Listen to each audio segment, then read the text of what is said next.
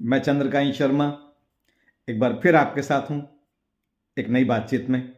बहुत बहुत स्वागत है आप सभी का आज की बातचीत में।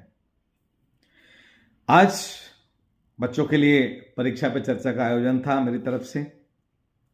इसकी प्रेरणा माननीय प्रधानमंत्री जी से ली गई है।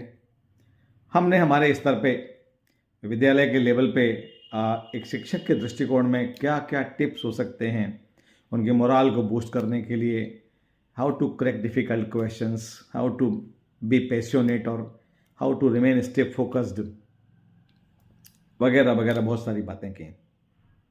ये सारी बातें अपनी जगह बहुत उपयोगी हैं, लेकिन एक प्रश्न मेरे दिमाग में था कि हम सिर्फ शिक्षक रह करके कैसे जीवन के महाभारत में इस अर्जुन का मार्गदर्शन कर सकते हैं।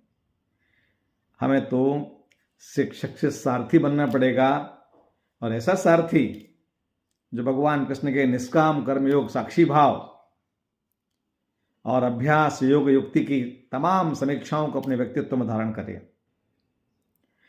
श्रीमद् भागवत गीता एक परिपूर्ण ग्रंथ है।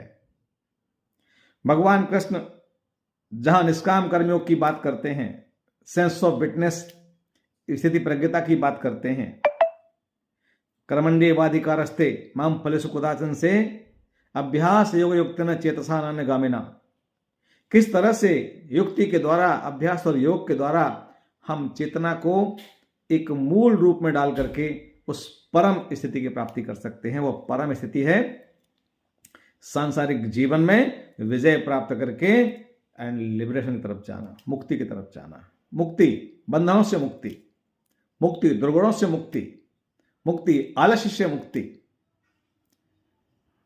तो स्थिति प्रज्ञ होने का आशय है कि हम एनसीएफ में वर्णित पंचकोशीय विकास की अंतिम उच्चतम अवस्था आनंदमय कोष में चले जाएं। ज्ञान से भरे हों, विज्ञान से भरे हों, अनुसंधान से भरे हों।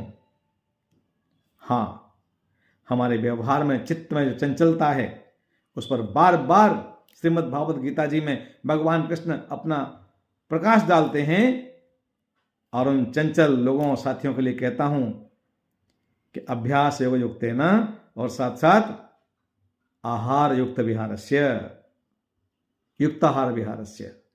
जब ऐसा करेंगे तो फिर हम जीवन में शिक्षक से सारथी की भूमिका पर सार्थक साबित होंगे। आज की बातचीत में इतना ही। फिर मिलूंगा नए विचार के साथ। धन्यवाद।